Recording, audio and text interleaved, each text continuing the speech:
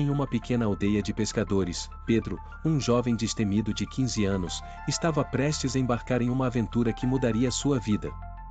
Pedro sempre ouvirá histórias dos antigos sobre um navio fantasma que aparecia durante as noites mais nebulosas, mas ninguém jamais tivera coragem de investigar.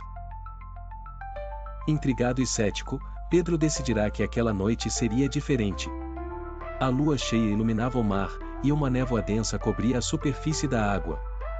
Com um misto de excitação e medo, Pedro saiu de casa silenciosamente, carregando apenas uma lanterna e sua determinação inabalável.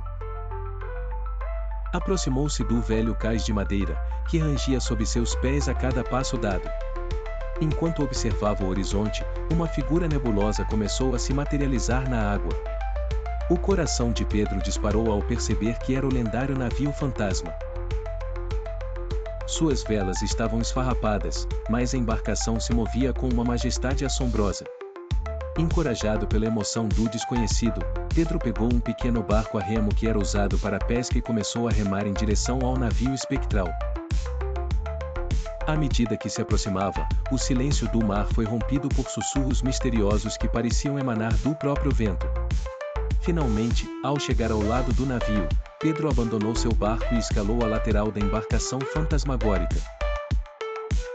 O convés estava vazio, iluminado apenas pela luz pálida da lua. Além do murmurinho do vento, podia ouvir suas próprias respirações aceleradas.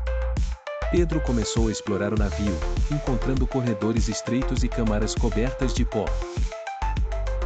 Em uma sala, a figura enevoada de um capitão surgiu, sua forma translúcida preenchia o ambiente com uma aura de tristeza e poder.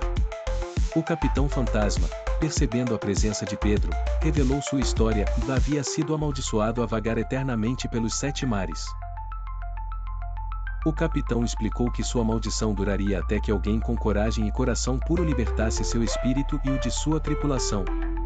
Comovido e movido por um senso de justiça, Pedro recitou palavras que lhe haviam sido ensinadas por sua avó. Para sua surpresa, essas palavras ressoaram pelo interior do navio como uma onda de energia renovadora. A embarcação começou a brilhar, e as almas presas, incluindo o capitão, foram libertas. Pedro, sentindo uma onda de paz, retornou ao seu barco. Agradeceu à lua pela iluminação que guiou sua coragem. Ao voltar para a aldeia, Pedro não contou a ninguém sobre sua noite incrível. No entanto, sempre que alguém na aldeia mencionava o navio fantasma, Pedro apenas sorria e olhava para o horizonte.